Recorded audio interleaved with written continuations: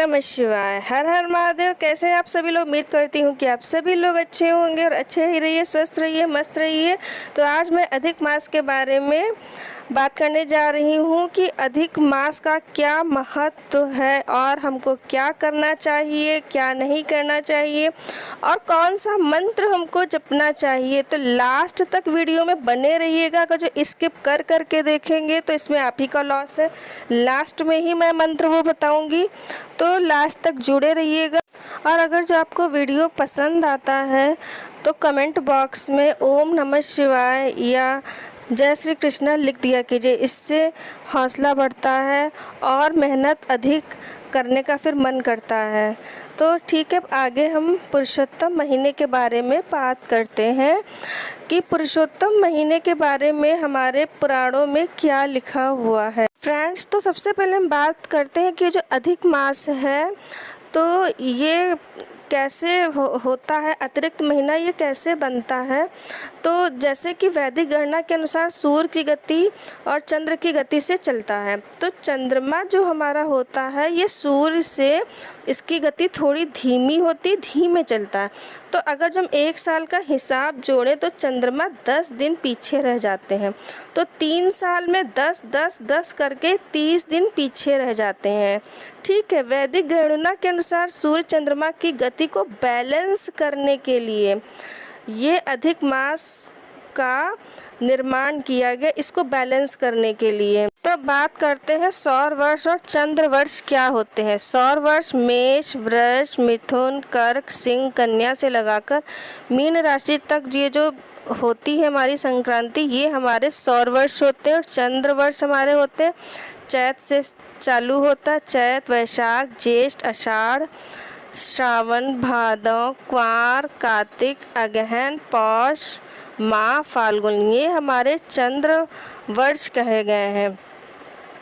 तो इनमें कुछ डिफरेंस होता है हमारे सौर वर्ष में और चंद्र वर्ष में। तो वो डिफरेंस क्या होता है, अंतर क्या होता है? वो अंतर ये होता है, सौर वर्ष जो हमारा होता है वो 365 दिन 15 घटी और 31 पल और 30 विपल का होता है। और जो चंद्र वर्ष हमारा होता है वो 354 दिन 22 घटी 1 पल 24 विपल का होता है। और दोनों में हमारे 12-12 महीने होते हैं। तो इन्हीं में अगर जो हम देखें तो अंतर हमारा आता है, दोनों वर्षों का हमारा अंतर निकलता है 10 दिन का। 10 दिन 53 घटी 30 पल का और ये 6 विपल का लगभग निकलता है। तो लगभग मतलब टोटल मिलाकर 11 दिन और 2.25 वर्ष में 30 दिन का अंतर होता है हमारा। तो ये इसी अंतर को बैलेंस करने के लिए हमारा ये अधिक मास का निर्माण किया गया है। उम्मीद करती हूँ कि आप सभी को समझ में आ गया होगा कि क्या होता है ये अधिक मास। अधिक मास महत्व में ऐसा कथा सुनने को मिलती है कि अधिक मास की उत्पत्ति होने पर यह सभी ओर से तिरस्कृत हुआ और इसका सभी ने अपमान किया और बोला कि तुम्हारे इस महीने में कोई सूर्य की संक्रांति नहीं होती है, इसीलिए तुम त्याज्य हो। तो ये दुखी होकर विष्णु लोक गया।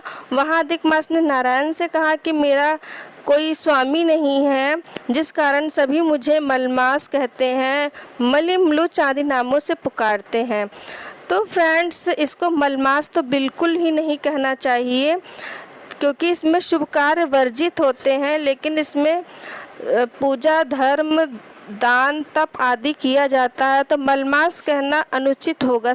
इसके पश्चात विष्णु जी अधिक मास को लेकर गोलोक धाम गए और वहाँ पर सारा वृत्तांत श्री कृष्ण को सुनाया। श्री कृष्ण ने पुरुषोत्तम महीने को स्वयं अपना नाम दिया और इस महीने को स्वीकार किया, इसीलिए इस महीने का नाम पुरुषोत्तम मास भी होता है। तो भगवान श्री कृष्ण ने कहा कि मेरे नाम से तुम्हारा नाम जुड़ेगा और मेरी समानता पाकर यह अधिक मास सब महीनों का राजा होगा। यह अधिक मास जगत पूजन, जगत से वंदना करवाने के योग्य होगा। जो इसमें पूजा व्रत करेंगे उनके दुख और दारिद्र्य का नाश होगा। चैत आदि सारे काम जो होते हैं महीने में जो कर्म किए जाते हैं वो सकाम है, इसको हमने निष्काम किया है। इसको हमने अपने समान समस्त प्राणियों को मोक्ष देने वाला बनाया है। जो प्राणी सकाम अथवा निष्काम होकर अधिक मास का पूजन करेगा वह अपने सब कर्मों को भस्म का निश्चय ही मुझको प्राप्त होगा। और अब बात करते हैं कि पुरुषोत्तम महीने में क्या दान किया जाना चाहिए। तो इसका एक वृत्तांत मिलता है बृहत नारदी उपनिषद में कि उसमें माता पार्वती भगवान शिव से पूछती हैं कि स्वामी अधिक मास में मैं क्या वो बड़े से बड़ा दान करूं। तो शंकर जी कहते हैं कि पार्वती पुरुषोत्तम महीने में पुरुषोत्तम व्रत का पालन करने के बराबर कोई दान नहीं है। इसका अर्थ है कि पुरुषोत्तम व्रत से बड़ा कोई दान नहीं है। भगवान श्री कृष्ण कहते हैं कि जो पुरुषोत्तम का व्रत रहता है पूरे महीने उसको अनंत अनंत गुना फल प्राप्त होता है। और पुरुषोत्तम महीने में विष्णु सहस्त्र नाम पुरुष सूक्त का पाठ करना चाहिए और रामायण श्रीमद् भागवत और गीता का पाठ भी करना चाहिए। और अब बात करते हैं कि इस बार जो पुरुषोत्तम मास पड़ रहा उसकी क्या तारीख है और वो कैसा रहने वाला है। तो इस बार पुरुषोत्तम महीने की शुरुआत 18 जुलाई से हो रही है और इसकी समाप्ति 16 अगस्त को होगी। और सावन महीने में पड़ने वाला इस साल का पुरुषोत्तम मास समस्त कामों में समृद्धि देता है। जैसा कि आप लोगों को पता है कि अधिक मास में मालपुए के दान का विशेष महत्व होता है। प्रत्यपूपम तु यावन्ति छिद्राणि पृथ्वीपते ताव ध्वर्ष सहस्त्राणि वैकुंठे वसते नरः। हर एक मालपुए में जितने छिद्र होते हैं मनुष्य उतने वर्ष पर्यंत वैकुंठ लोक में निवास करता है। निर्णय सिंधु के अनुसार इस दान से पृथ्वी दान का फल मिलता है। आगे आपको पता है कि पुरुषोत्तम महीने में 33 पुओं के दान का विधान है। तो 33 पुए ही क्यों दान किए जाते हैं, तो 31वां पुआ जो होता है वो जैसे कि हमने बेटी के घर का अन्न खा लिया है तो ये उसके दोष का निवारण करता है।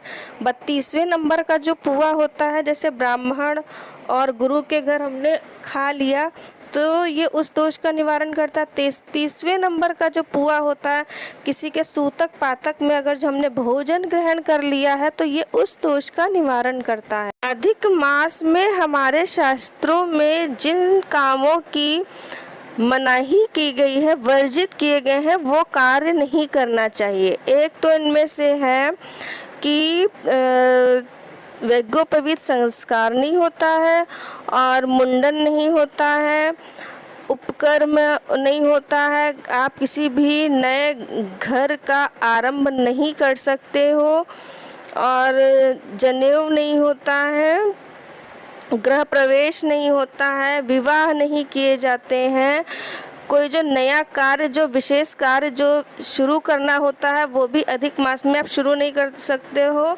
किसी भी व्रत का उद्यापन अधिक मास में नहीं किया जाता, किसी भी व्रत की शुरुआत अधिक मास में नहीं की जाती। अगर जो आप पहले से कोई व्रत करते हुए आए हो तो आप कर सकते हो उसको, लेकिन अधिक मास में किसी भी व्रत की शुरुआत नहीं की जाती है, कोई नया कार्य नहीं किया जाता है। अधिक मास में आप पुरुषोत्तम व्रत कर सकते हैं जो अधिक मास का ही व्रत होता, पूरे महीने का व्रत होता है। और अधिक मास में और हम क्या कर सकते हैं, अधिक मास में व्रत दान पूजा हवन और ध्यान करने से हमारे समस्त पाप कर्म समाप्त हो जाते हैं। किए गए पुण्यों का फल कई गुना प्राप्त होता है। देवी भागवत के अनुसार मल मास में किए गए सभी शुभ कर्मों का अनंत गुना फल प्राप्त होता है। इस महीने में भागवत कथा श्रवण की भी विशेष महत्ता है। पुरुषोत्तम महीने में तीर्थ स्थलों पर स्नान का भी बहुत महत्व है और आप रुद्राभिषेक भी करवा सकते हैं। तो पुरुषोत्तम महीने में आप ये सभी शुभ कर्म कर सकते हैं। और अब हम बात करते हैं कि हमें किस मंत्र का जप करना चाहिए अधिक मास में। तो वो मंत्र इस प्रकार है, गोवर्धन धरम वंदे गोपालम गोप रूपिणम गोकुलोत्सव मीशानम गोविंदम गोपिका प्रियम। तो इस मंत्र को प्रथम बार कौंडिन्य ऋषि ने इस मंत्र को जपा था और ये मंत्र अपने आप में सफल है। आपको ज़्यादा से ज़्यादा इस मंत्र का अगर जो आप जाप करते हैं तो आपको पुरुषोत्तम भगवान की प्राप्ति होती है। ये मंत्र अपने आप में ही सफल है। इस मंत्र की बहुत अधिक महिमा शास्त्रों में बताई गई है, कौंडिन्य ऋषि के द्वारा बताई गई है। तो अगर जो आप ज़्यादा नहीं जप कर सकते तो दिन में 1 बार बोलिए, 2 बार बोलिए, 3 बार बोलिए, 10 बार, जितना हो सके इस मंत्र का जाप करिए। धन्यवाद फ्रेंड्स। और अगर जो दी गई जानकारी आपको अच्छी लगती है तो कम से कम अपनी फैमिली फ्रेंड्स में 2 लोगों को तो ये वीडियो शेयर कर दिया कीजिए और चैनल को सब्सक्राइब कर लीजिए। नेक्स्ट आने वाली वीडियो सावन महीने पर और चातुर्मास्य पर हैं, तो ज़्यादा से ज़्यादा चैनल को सब्सक्राइब कर दें, लाइक कर दें, शेयर कर दें। ओम नमः शिवाय। जय भोलेनाथ।